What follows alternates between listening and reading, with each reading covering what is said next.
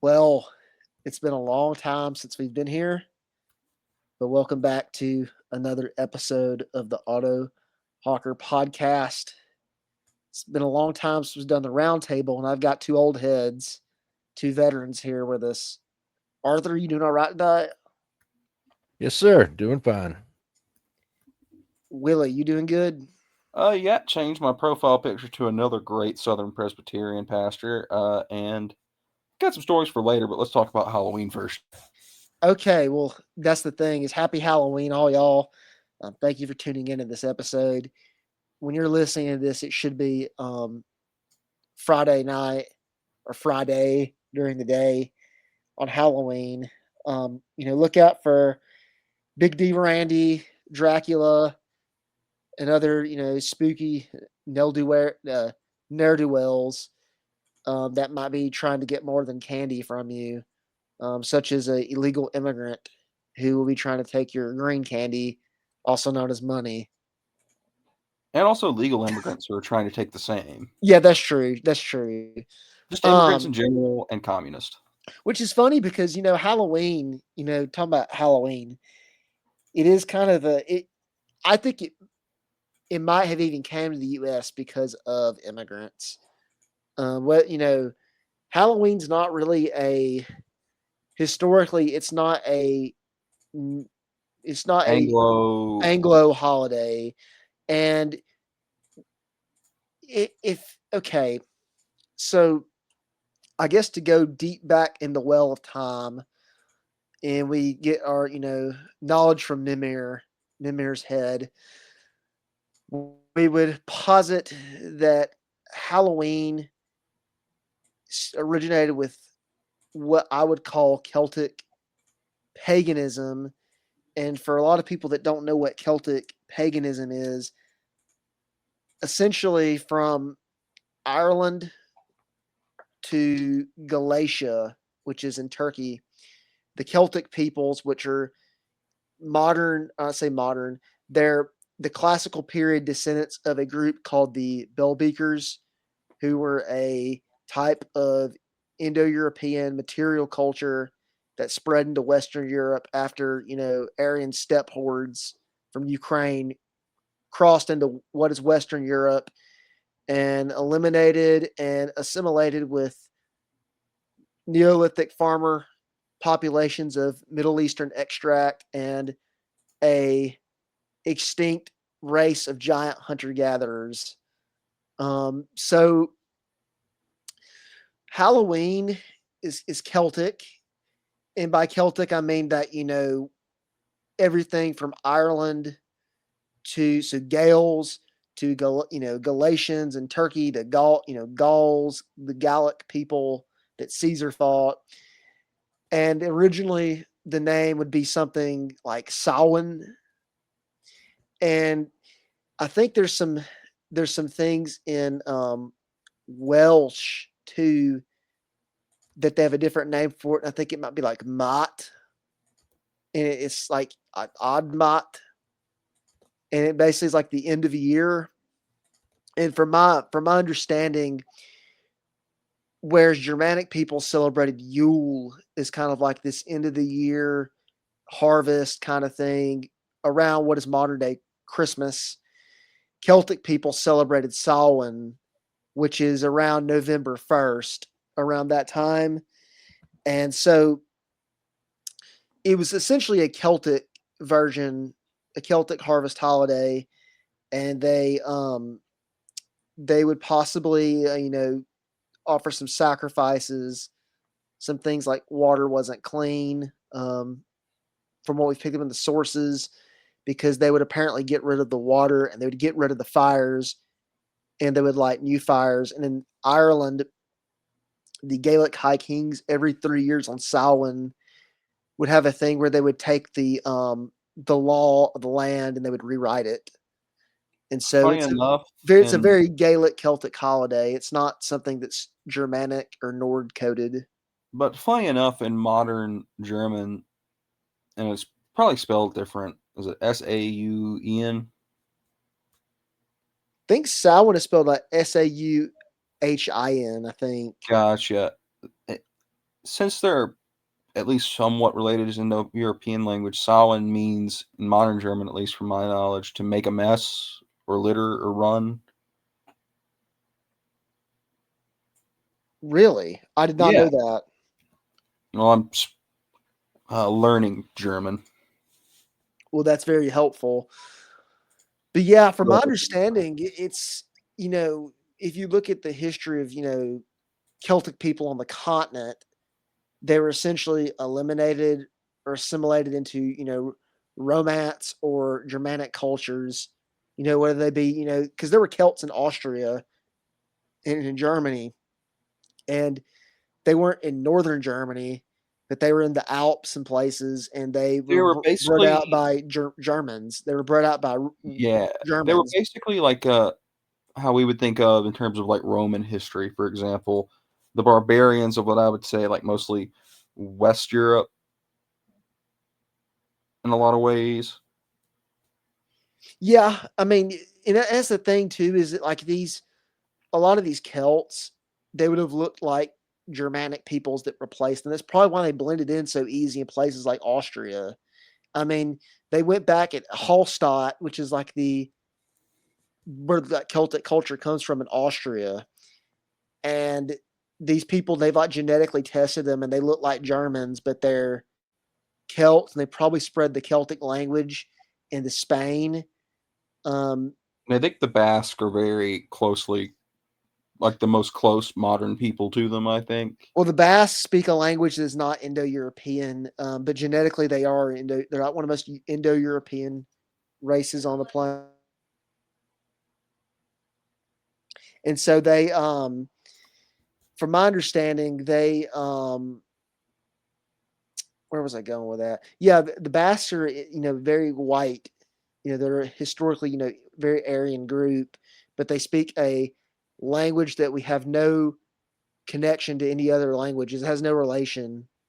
But where I was going with that is that at some point in the Iron Age, Bronze to Iron Age, Celtic people from the Hallstatt culture and spreading into west into Gaul migrated to Britain, and there's possibly a small Celtic elite, almost like the Norman conquest, that took over and assimilated the uh, the British populations. And that's the thing too, and this is where like Celtic stuff is confusing.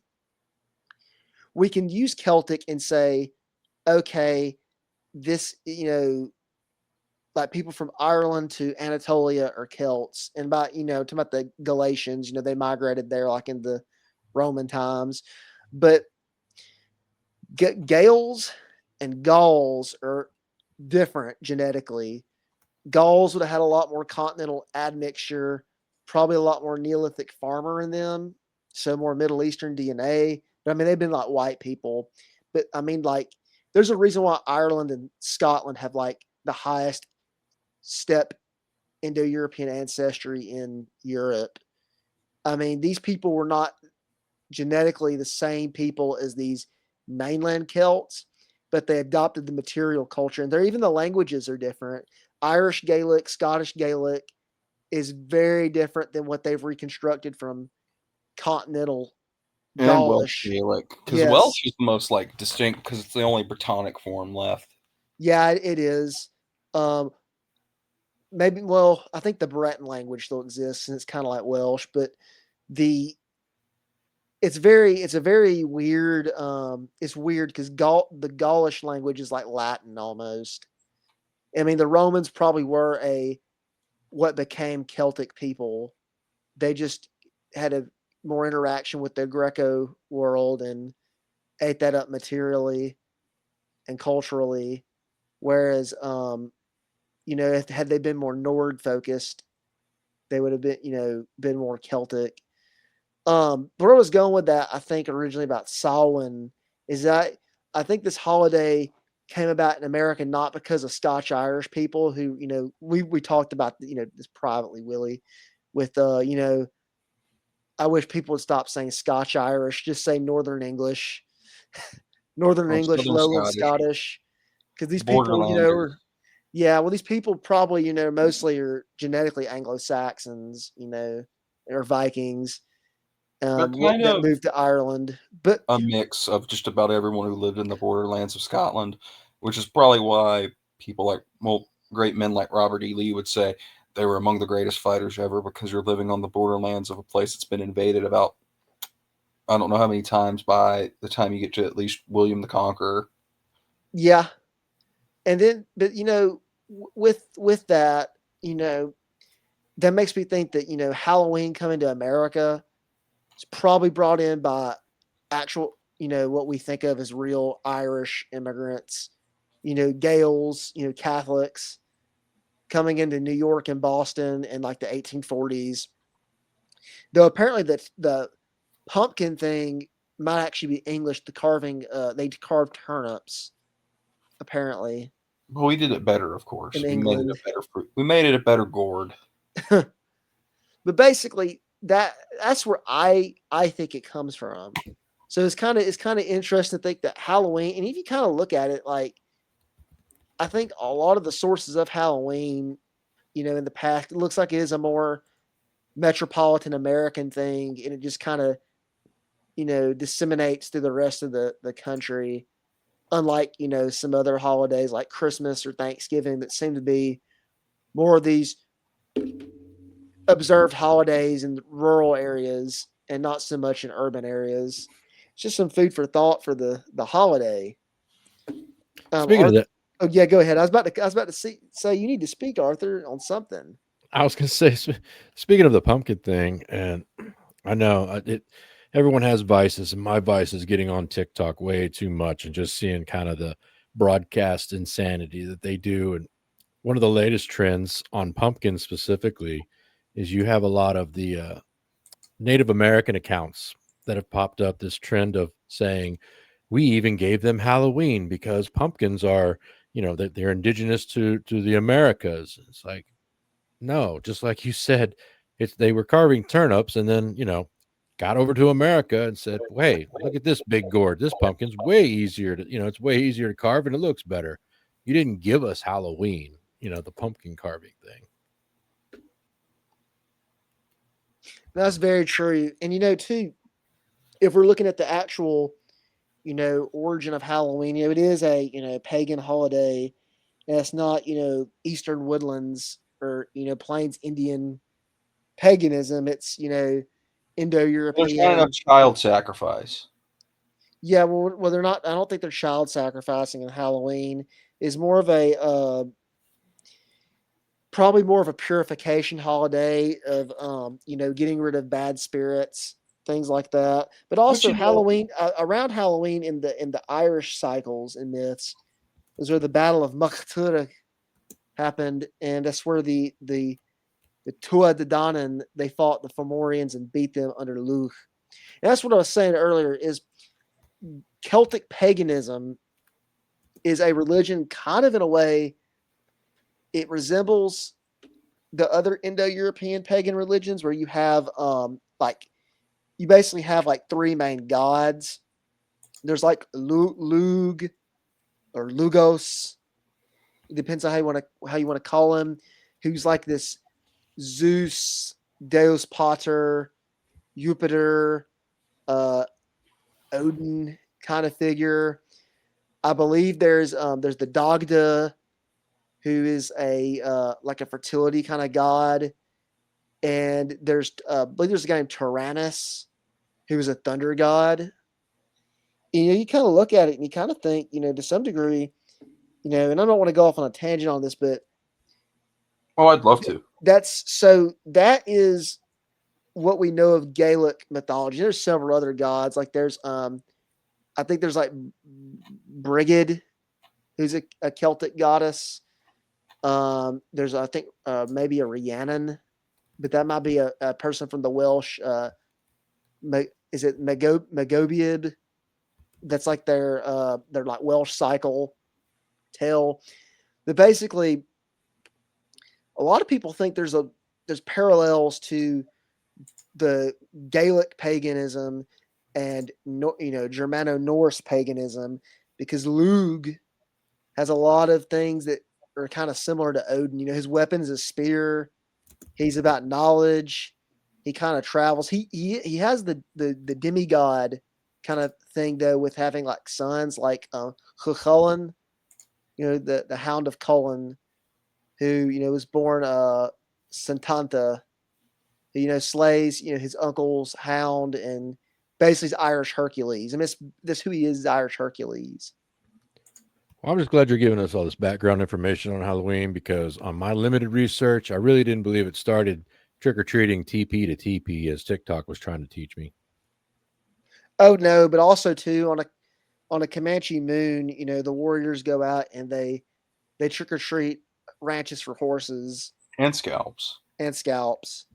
So No treats, just all maybe And if you tricks. maybe follow a certain Twitter account on Cape Cod that's been blowing up lately, you'll find out what else they were out there for. maybe maybe Halloween was started by Native Americans. I mean, that Well, then sounds like again, at that point, if we're looking at the origins of modern Halloween, we would look at American inner cities in a certain group there, but we can't get into that on YouTube.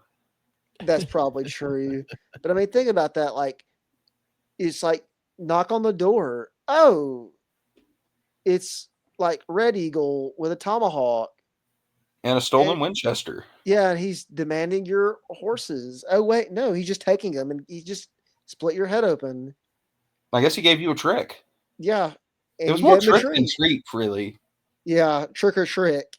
Hey, he did leave a bushel of corn and two apples, but Yeah, well, I know he took that's those because they two had for the to. horse.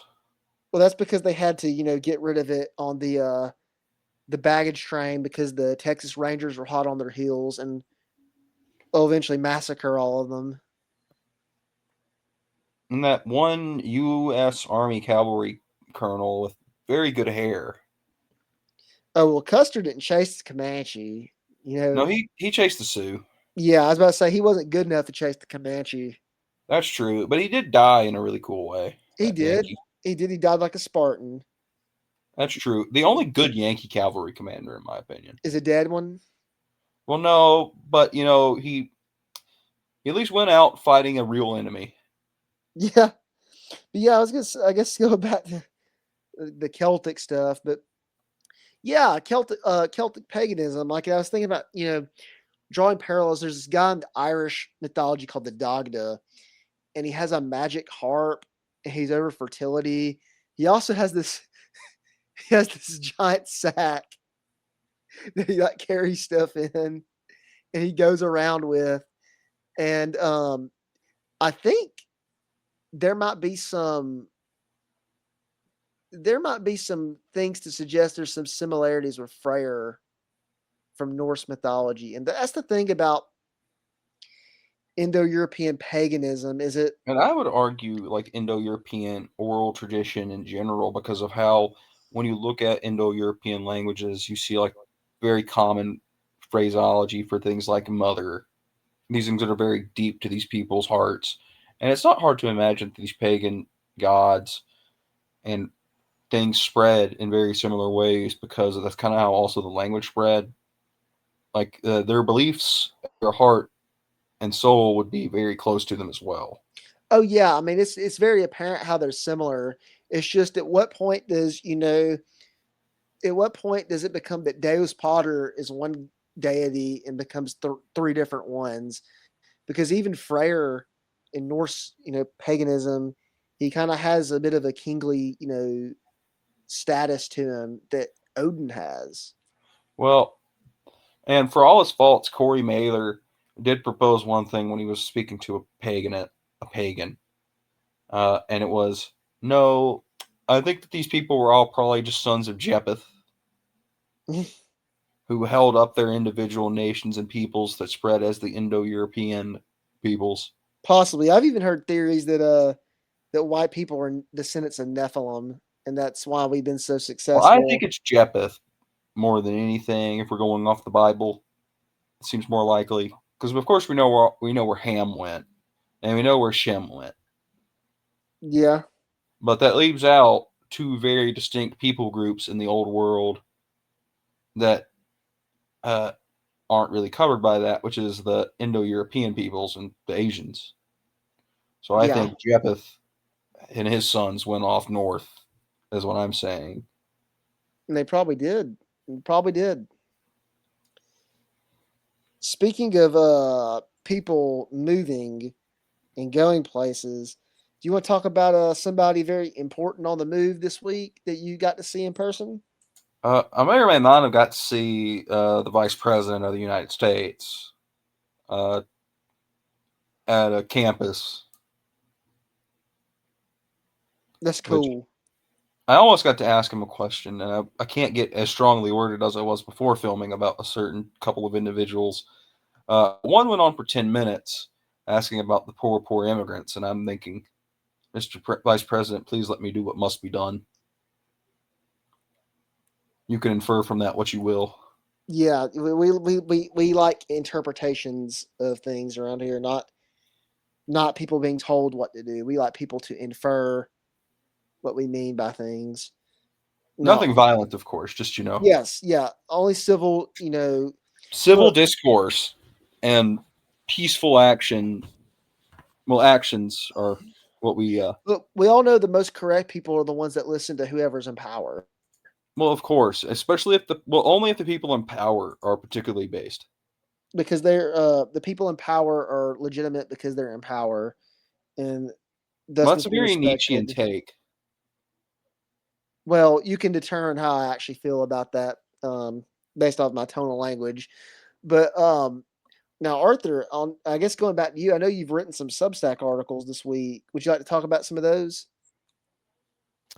Yeah, sure. I did two articles in this last week, and they both kind of complemented one another. The first one I did was kind of a analysis and introspection of a New York Times.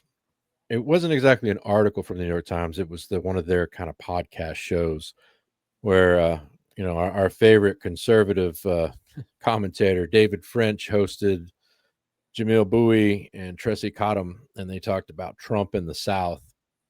And it mostly devolved into, of course, the stereotypes of the South. But the funniest thing that Bowie said about why people move to places such as Texas is so that they can get a big plot of land, drive an oversized vehicle, and boss people around. And Tressie Cottom says how that is the Yellowstonification of the South.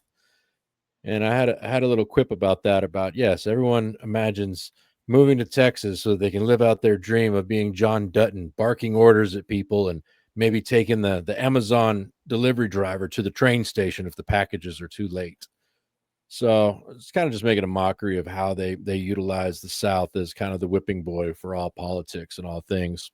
And then the other article I did that tied in with that was the curious existence of the conservative hick lib political pundit. And I did examples of Kevin Williamson. As many may not know, he did a infamous National Review article. He's done many other articles that kind of go into this style of pretty much scorning and mocking and vilifying people of the Rust Belt, people of the South. But he talked about how these communities are they're morally indefensible. They just need to die, because heaven forbid globalization, deindustrialization, NAFTA, so many other factors going on. It's all the people's fault. And I contrasted that with how you never see a progressive liberal writer writing about, say, the urban communities and blaming them for their troubles. No, they'll find 100 different other buzzwords that we've heard familiar before: redlining, legacy of slavery, socioeconomic factors, and how I pointed out how this is very damaging the conservative hick lib writer itself, because they came from these areas. They came from the rural area. I mean, David French himself, he was born in Alabama, raised in Kentucky. Yet once he got into the liberal media circles, he had to, as many others, they start peacocking and they have to start kind of just acting as, I'm from them, meaning people of the South or from rural areas, but I'm not of them. So they'll even be worse on these communities and the issues they face than a big New York City liberal writer.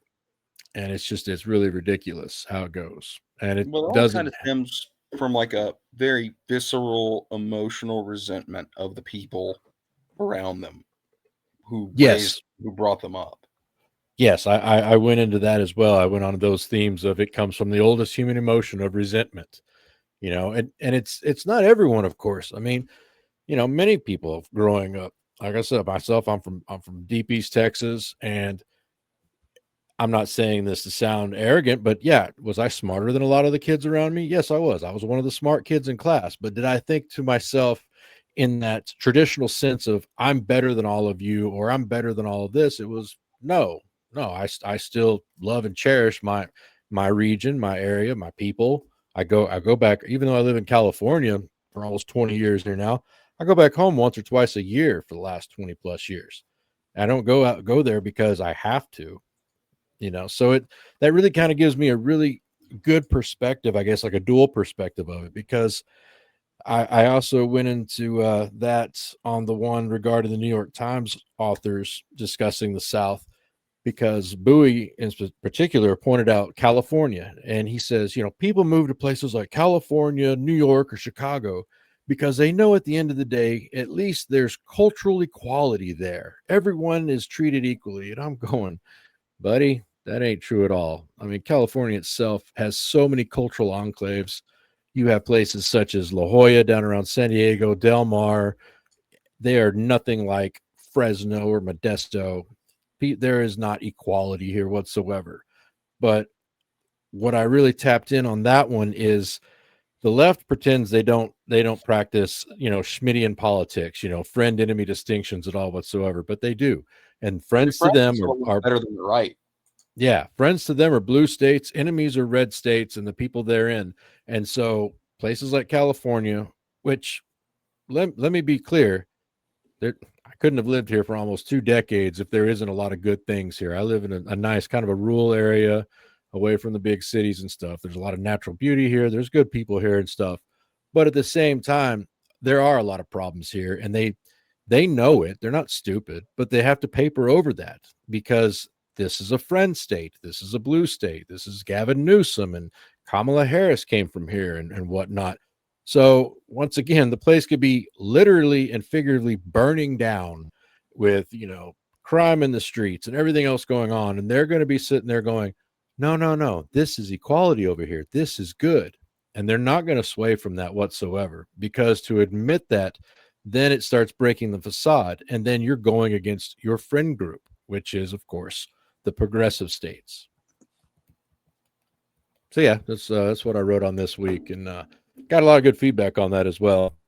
A lot of comments from people going, I lived there, and yes, they just pretend that the problems aren't happening, or if they know of it, they downplay it. I'm like, of course, and of course, there are problems in the South and the Midwest and whatnot. Not saying that things aren't.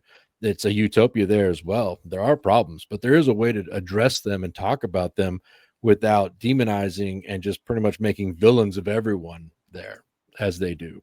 Well, that would upend the entire cultural narrative that they've built modern liberalism and leftism upon, which is just that rural white people are just the devil. Yeah, we have to carry on some imaginary blood libel from hundreds of years ago or even last week. But then you can point one thing out that happened in, say, a northern state that happened maybe 2 months ago, and they'll say, well, that's just an isolated incident, or that's just crime, or any excuse except to say, yeah, that's bad too. Or yeah, we can admit that things didn't go right there. You never can do that, because then, as you say, Willie, then that starts breaking the facade. It breaks the narratives and the illusions that their way is the very best way, and nothing ever goes wrong for them. And while I was at to kind of bring it back to my thing this week, going to the Vance speech at a university, which I'm going to speak vaguely about it, even though anyone who knows would be able to find it easily. Uh, the Indian woman. Well, she was not a woman, because a woman would act with more dignity and respect in front of the vice president of a country that's hosting her, no matter what it was. Uh, Stuff like that, I think, breaks that narrative, because you have someone here who has been given the opportunity that they were promised. They were promised the ability to come to this country and to go to a good university and to be treated as equals. And in fact, having been in the American university system. I know how well we treat them. In fact, she gets treated better than I do. She probably has access to more scholarships. The only reason I have a good scholarship is because my dad had to get disabled as a firefighter to get it. But she gets it because she is an Indian woman or just a woman. So you're sitting here and I'm looking up. I can only go to college because I get a Pell Grant because I'm not particularly wealthy. My family's not, at least. And you're sitting here acting like you are the one who this society has treated so poorly. Well, this is the first time I've been able to openly express my politics on campus just about ever. And like this public of a scene, besides minor conversations here or there, shut the hell up. Yeah, I think mass normal American society is starting to wake up that we live in a country where too many guests the guests are running the show. The guests have came in for the party and are running the party. So I think a lot of people are starting to wake up to that and they don't like it. You know, typically, in history when quote unquote guests came in, everyone knew that Strangers. the land everyone knew the land itself was at stake. So I mean, it's the same thing today. Well, yeah, and y'all, I'm sure y'all have read some of the other essays I've done that I've expanded on that point that these are guests. These are people who don't have the connections that we do here. They're not. Go ahead and say it. They're not heritage Americans. Their names are not on the rolls of the Civil War, or much less the rolls of World War II or even Vietnam. Yet they come in here and pretend as if the entitlement is there of just give me. I am no longer a guest. And as Willie pointed out, it's good that everyone saw that exchange between that lady and the vice president, because it opens more eyes to say, look, this is where this is at. It's like one essay I did a while back about NPC Americans, of no permanent connection Americans. That for me, one thought experiment I have, I don't want this to happen, but I mean, you study economic uh, literature and whatnot. It's a big possibility that we're going to, of course, go to another recession, and there is a chance for another Great Depression. But I said, if America goes through another Great Depression, what effect would that actually have on our current state of mass legal illegal immigration? Picture the stark conditions and austerity that would occur, and who would still be in the country 5 to 10 years later. Because once the benefits and the perks dry up, the NPC Americans would waste no time going back to their home countries. I truly believe this, Oh because yeah, we've made it so easy to be here that you have someone that you saw there, Willie, of you are a guest here and you are berating the VP because he's actually saying, yes, we can say no, and yes, we need to slow this down, and you just can't stand for that. And once again, you're saying, no, more of my people need to be here when we can say no. Or think So even about the government shutdown. In 2 days, or about to be, Saturday, the like the what is it, food stamps will run out. yeah, EBT, food Yeah, stamps. and it's like, maybe people need to be forced off the handouts.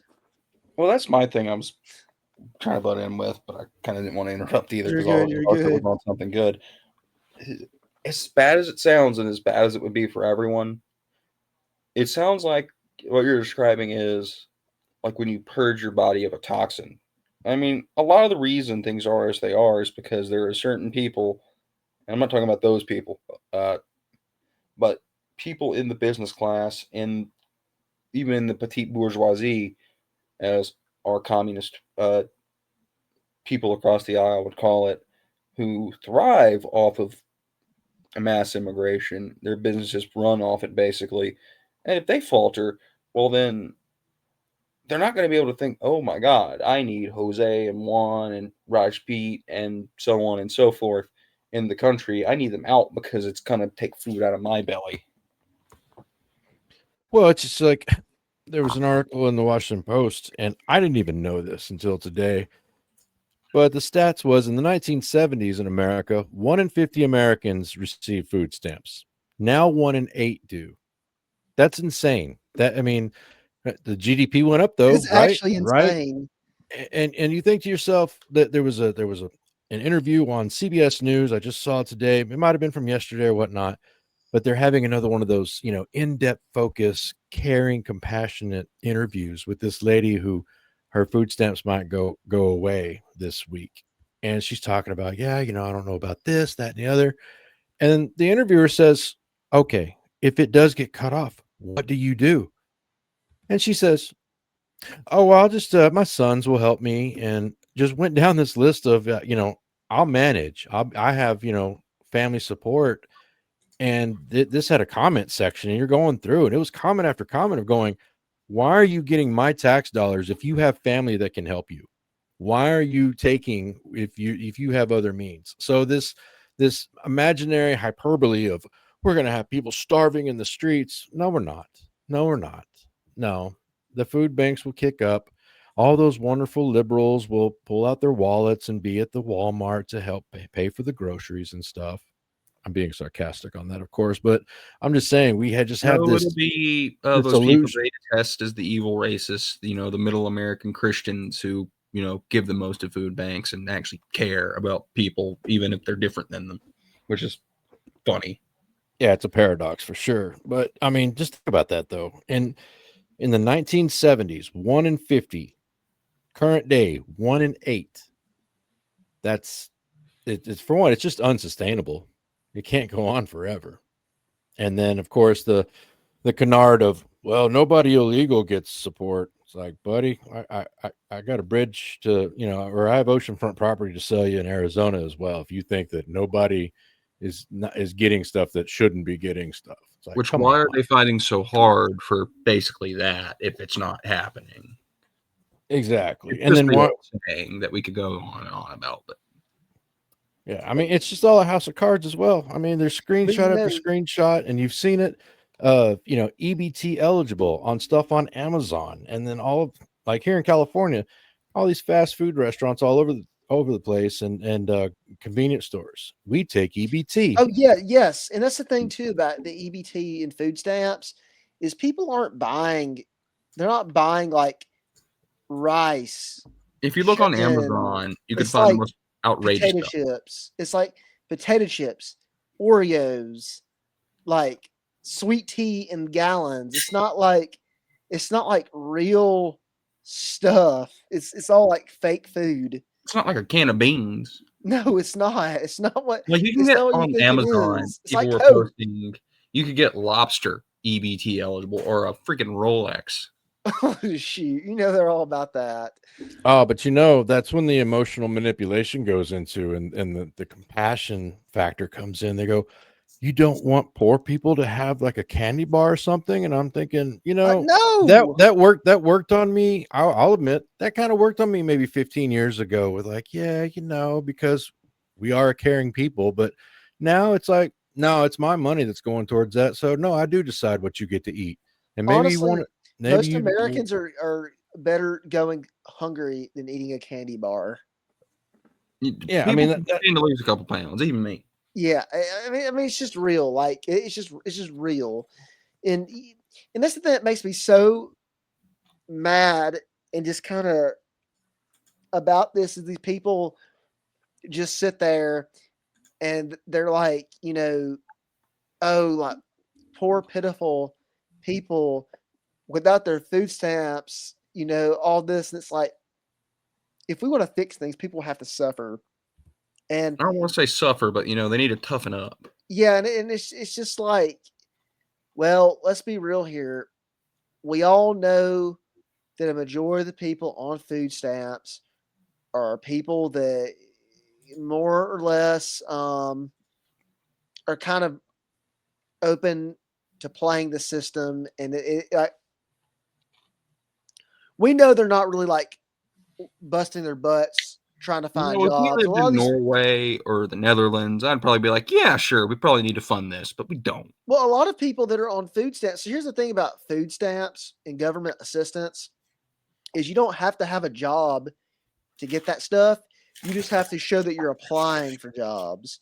So you can apply for jobs all across the country, any job, not get it, show bare minimum proof that you applied for it, and they'll give you money. And that's easier than ever now with stuff like Indeed. And I'll be real, yeah, and I'll be real with you too. Um, if you want to live a comfortable life in this country, comfortable in the sense of you don't have to really break a sweat, you really, really, really don't have to do much. If I literally wanted to sit around and play Xbox and eat fast food, I could do that. It's just that you're not going to have a family, you're not going to have a wife, kids, property. You're basically sitting in an apartment just by yourself, getting fat. But Being a bug man. yeah, but you won't break a sweat. You'll be in a comfy, warm room with a nice blankie, and like yes, yeah, that's basically what. Yeah, that's the modern man-child hell that they're trying to make this country. Which don't even get me started on the man-child stuff. Recently, and I've noticed this from work. So the older I've gotten, the more I kind of desire the things of a real adult. But it seems that with my peers, the more I've kind of tracked them, the older that they've gotten. They went high school. It went from basically like, I want to be married and have kids and have a job, to somewhere in between graduating high school and being in the workforce. These people went from that to basically like I want to just be like basically like a party animal. I don't really want to settle down, or if I'm settling down, I really don't want to do it, but I have to. It's socially acceptable. Uh, I really just want to drink and go screw other women, and all this kind of bull crap, and it's just really gay. I mean, Well, I mean, I mean, there's no way. There's no way. Like, I don't know if I can. Can I use the R word? Or people the R word? Really? yeah, you can use the R word on YouTube now, I'm pretty sure. Well, I'm not going to use it because, If you don't mind, I would. well, let's not use it. Let's not use it. Okay. Okay. Um, Republican? The R yeah, word? the Republicans, yeah, because they don't actually believe what they think, or they don't believe what they say. And it's just like, it's just dumb. Like when did we go from like dudes in high school saying, when I get to college, I want to have a good job and get married, to now it's like basically like, I bust my ass all week and I just want to fuck. Like, and get hammered on some Xbox. It's like what the frick? I think it's that. Where did Well, we yeah, go? I think it's that with how society is structured, a lot of men get out into the world and they were promised their whole lives a lot of stuff that society never really planned on promising, and it's just demoralizing. Yeah, that's probably the case, but I'm of the opinion too that we see where a lot of people I've kind of noticed this talking to some coworkers of mine.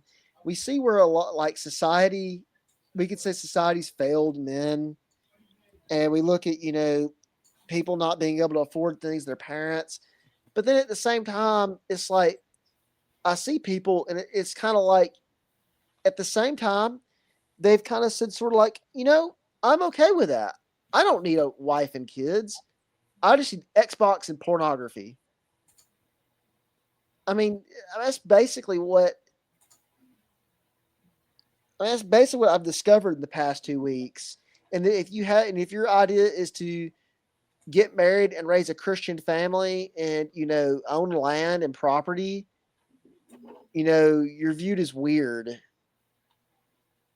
Pardon my French, but you might as well just whip your dick out and jerk it in front of all these people. That's more normal to them than how traditional men, live. That's it just blows my mind. Well, if you'll, I don't know if this is particularly new, to be fair. I think that, and things were much better in the past, of course, but I think that there have always been men who are above their more base urges. That's not to say they completely reject them, because I would think that's also an unchristian view. I think we're supposed to, at some point, you know, channel them correctly and into a more loving and proper way, like with your wife, for example, in terms of sex. And we're not also supposed to completely shun entertainment, but we're not supposed to allow it to overcome us and to be our sole drive in this world. But I think that there have always been, for lack of a better word, plebeians in this world who cannot resist and cannot overcome them when they're faced with them. Maybe so, maybe so. And I've also kind of picked up too, which I'm a slow learner, and I've kind of been also thinking about the IQ differences of people, and I'm kind of convinced that to some degree, finding a high IQ person versus a low IQ person is a lot easier than you think. And I Oh yeah. think you and I think it just kind of is brain activity. I don't want to really even say high IQ, low IQ. I kind of want to say high brain activity versus low brain activity, because there's a lot of good old dudes that have the right answers, um, but they don't really seem to really even think. They just kind of are like these animals that just sit there, and they basically have like what reality told them on their head, and just sort of like what the news told them on their head, and they just sort of kind of like repeat it like a parrot. And you see this with even like quote unquote smart people. There's a lot of smart people that just it's like they're just sitting there and they just repeat some mantra. They just repeat some mantra, and they never really thought about, is this actually true? You know? Yeah, and I think Willie alluded Oh, to this definitely. a little earlier about how this has been going on for quite some time. Because no big secret, but out of this trio show, I'm the oldest one, the elder millennial. So coming up, in the '90s in school, I can even remember having a duality of thought where they would talk about, it wasn't called climate change back then. They said global warming, and the seas are rising, and we need to have less people and all these other things. But even for me, the duality and the dichotomy of seeing them say all these things and tell us how, like, I think it was like 1990. I was a little kid, but I still remember how it was a big deal when the actor Ted Danson said, "We only have 10 more years to save the world's oceans or they'll be gone." Okay, man, that was 35 years ago. We're still all around here. But they were pushing that mantra of having less kids. Yet at the same time, we were even, of course, even before then, sending more and more foodstuffs to the continents of Africa and all these other places, and their populations were exploding. Yet the Western world, the Western countries were getting told how you need to recycle and you need to have less kids and don't start a family at 20 or even 25. No, no, wait till you're settled into that career. It's okay to be a new dad at 40. And it just that behavioral modification message of telling you have less kids, it's carried over from the generations. And so I think to your point, Otto, that it's really, I think it really has solidified and sunk in for a lot of Gen Z, and even the alphas coming up, the Gen Alphas, that, oh well, we can't have kids. Oh man. But then of course then you have the idiocracy of, oh well, y'all didn't have any kids, that's why you have to have forever unfettered mass immigration from the third world in here, because we got to prop up Social Security and all these other institutions that they didn't really want to mention a few decades ago, that, well, for all this stuff to keep working, it has to keep on getting fed with more consumers. And now they're importing You, is, you but know they're what? not At even. this point, Yeah. It's like the conspiracy against the Western civilization, basically. Let's F it from the back and then F it from the front. I pardon my it's most you pardon sworn on a podcast before, Otto. I mean pardon my bluntness and crudeness, but I mean, basically, essentially, this is a like a pit roast fuck. I mean, I mean that's what it is. I mean, that's what this is. The people, I'm not even going to ask you to explain that analogy. I'll just take your word. It just, sounds bad. Sounds just bad. a rotisserie chicken. Just think of rotisserie chicken spinning around one of those things. How I would. It's a kind of- turducken, Well, but thank it's you, been Otto. cooked. I thought I had something in mind there. Okay, that this imagery just is. kind of messed it up. That's what It's this is, though. it's a turducken, but instead of being stuffed with meat, it's got Play-Doh in it. Yeah, I mean, it's just Yes, messed up. But no, yes. and for real, it's. I think Logan Hall had a great post on this a while back of, don't have kids, and because economics and whatnot, but we're gonna, import 100 million foreigners because we got to have people for these jobs. You're going, wait a minute, you're getting it from both sides here. Mixed messages all over the place. And, what I was going to say is, and at this point, you to quote a Merle Haggard song, just keep your retirement and your Social Security at that point if that's what it takes to keep it going. I don't want it. I don't want the blood money for my civilization. No, exactly. And I mean, one of the most positive things I've seen so far is that new Japanese prime minister that came in. All the right people hate her. All the right people are saying all the things that they don't like about her, and it's like, oh wow, somebody who loves their nation wants to keep it a nation. Talking about how yes, if we don't care if the population goes down, we'll figure this out, but we're not going to replace ourselves to keep this machine going. And that's exactly as I feel about America. The initials are And I'm very USA, not glad that GDP. Trump got along with her well, because maybe some of that will rub off on him, hopefully, or at least the American right. Yeah, and I mean, many of our fellow guys on our side that we listen to and whatnot have been saying the same message about how it's every day. The old memes of it's so over, we're so back. Hourly at a time at times. I'm kind of over that. I'm trying to look at it the long. That doesn't mean not to criticize things. That doesn't mean not to have comments on stuff or express your opinion on I like this or I don't like that. But it is also about saying we didn't lose this in a week. We're not going to get it all back in a week. The ship's not going to be. That's the beauty of racing. Even like I was thinking about this because there was a pretty big NASCAR race about 3-4 weeks ago, and so I've only ever been to one NASCAR race in my life, but when you go to it, everybody's excited in the beginning, and then it just kind of sort of dies. People, basically just drink there, but then the excitement picks back up when it's the end. But the beauty of it is that if you want to win that race, you have to basically hang in all like 115 laps that you go around that track. And so that is kind of life, that is systems, is it is about staying in for the long haul, not falling in for these, stupid, trends and fashions and whatever that people are so easily, enamored by.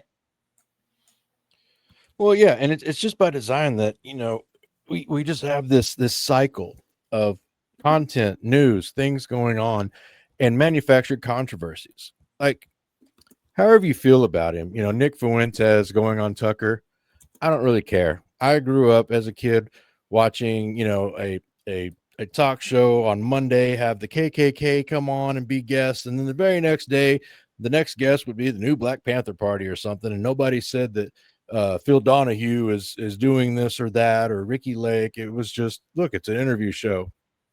He's going to listen to a lot of people. A lot of people are going to go on there. You can agree. You don't have to agree with every single thing or disagree. I think part of that though is that I don't know much about the Black Panthers, but I believe there was something at some point, probably after the civil rights movement passed, that the Ku Klux Klan was basically set up as a fed op to basically, yeah. track I mean, people. but don't get into the weeds on my analogy. I'm just saying how these shows would have people on there. I was just saying, for example, because he did. I think Geraldo Rivera did it. Oh yeah. The past I just use them as examples. The past definitely was a different place. I mean, yeah, I know what you're saying. It's just that you're fishing here. I say you're fishing here.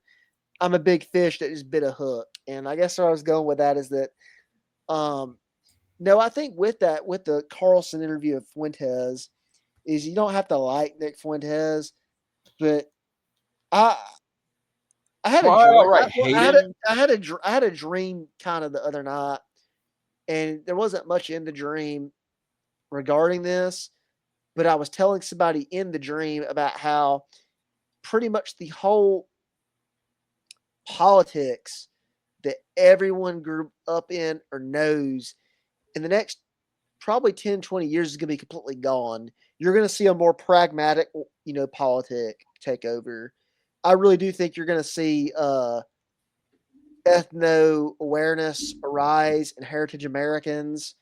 You're going to see countries. I think. I mean, honestly, I won't be surprised if you see the government violate the Constitution and people just not even care. Well, they already have been, but They you already know, they'll have, do it in but I our mean, our way. like, I just won't be surprised if you see it happen in mass and nobody cares because it's about power.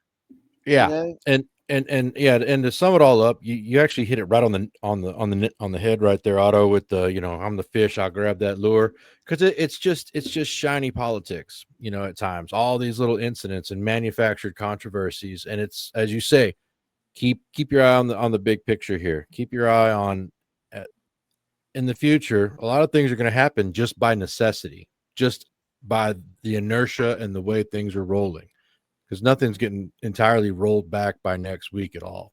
oh no, Yeah. oh no, and I mean things happen fast, but they also happen slow. Um, but and I guess an instance of that, what I am saying is like this change in politics. Is this is slow. I mean, I think we can firmly say it probably started in 2016, but it probably won't. It probably won't be a different scene till 2036. Yeah. Well, unfortunately, because I love a lot of boomers in my life, a lot of them are gonna have to die first.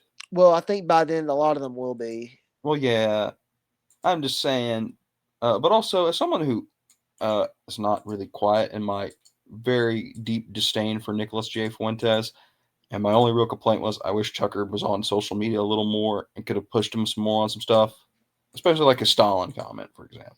Yeah. But Well, I think that interview really was kind of more of a. They both knew that this had to happen. There at was a. some point, It was an yeah, alignment of the stars, and it was basically okay. Well, you're so I infamous. Like just kind of wish that there you was just kind of want. legitimately anyone else on the dissident right he kind of would have picked, but he's picked a lot I of good guys. well, I think he wanted Fuentes on there because I think Fuentes is the whether people in the whatever you want to call it, like the BAP sphere, I call it Bronze Ageanism, or like OGC, or even AF. I mean, I think the way American politics is going, at least for men, is you're not going to see like a full like Groyper points. It's not going to be Groyper points like He to a has T very successfully politics. and, in my opinion, unfortunately capitalized upon very short form media that makes him not look like a degenerate piece of shit he is. There we Well, go. I think. Well, I mean, I just simply think that modern, like mainstream American politics for men, is going to be some kind of like hello base department, probably closer to a Groyper than like the OGC or Bronze Ageism. Well, But because both of those take, I think, a lot more commitment than the average guy is willing to look into. also, I'm not opposed if the average guy, I'm not angry It's if the better average for the guys. country. I just think that hopefully it goes past him. That's my hope. Well, I think it will. I mean, and it, And and it it should because he has so much shit on him that if he is the head of the movement, it will be contained, in my opinion. It needs to go beyond him. I mean, I think it will. I'm Uh, praying to God Almighty because that it does. most normal people that I know that like Fuentes, they're not like groypers. They don't know what a groyper even is. They're just like, oh, this Nick Fuentes guy. I see Instagram reels of him. He says Yeah. great stuff and he's funny. And they're just kind of like, yeah, I They're went to kind of work. where I I went to work was. Like, today, and I asked one of these boomer coworkers about this, and told him, "Well, why did they sink the USS Liberty or something like that?" And they told me I was going to hell, yeah, but and I said, "Well, you're going that's to only going hell." to get us so far at some point. And they're kind of where I was 6, 7 years ago when I liked them. Hopefully, a good bit of them will go beyond that. I think you're right that they will because they kind of have to go through this. But he's kind of just become what Richard Spencer was Well, in now a way. here's the thing about a lot of that stuff in the 2016 through 2020 era is that's when I was still, like a Republican, and I don't know. I like the Charlottesville stuff. Like I don't even know what happened. I mean, I I remember the. do, but I that's mean, because I there's remember lots the. of people looked into it. Well, I mean, the day that crap happened. I mean, I was working. It was on a Saturday, wasn't it? I think Yeah. so. Yeah. Basically, to sum it up, the Unite the Right rally we had, I think League of the South and the New National Front, I think was what it was, New NF, and uh, Vanguard America showed up. They had a legal permit. Then the city council revoked it, or the mayor revoked it, and then the cops just kind of got out of the way and let shit break loose. And now you have Chris Cantwell on on audio doing something I won't talk about. Yeah, that's my understanding. Is there was something like that with a lot of it, but I don't know what. We need someone who's not a latent homosexual running the movement for once. Yeah, And that's what Nick Fuentes was not even latent, in my opinion. There's plenty of evidence. If anyone's listening and they disagree, you can just look into it and not be retarded. I'm sorry, I shouldn't have said that. yeah, we don't like the R word around here. So Well, it's not going to get Republican. you banned on YouTube anymore. I hope not. Well, it won't. Don't be a Republican. There you Don't go. be a Don't be a Republican. Republican. Read stuff with your own eyes, and don't just kind of.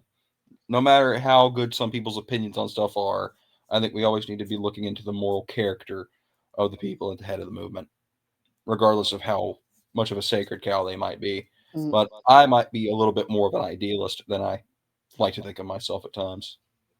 So what I Yeah, was saying is I was only pointing out the interview as an example of the things that just pop up on a daily basis and that they say we should pay attention to, or this is the important thing when you're going, no. Keep our eye on the prize. We want immigration, laws enforced. We want the deportations. We want jobs to be here for Americans.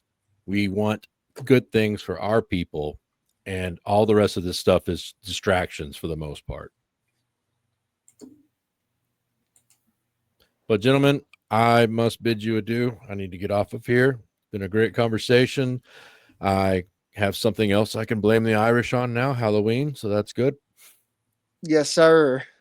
I'm about to say we need to end. I need to end Well, this too because it's about time to pop a melatonin and get to bed. yeah, and I have work I've been working on, which is why I had the slip up, which I think I have OBS installed if you want to send it to me, and I might be able to cut that one out.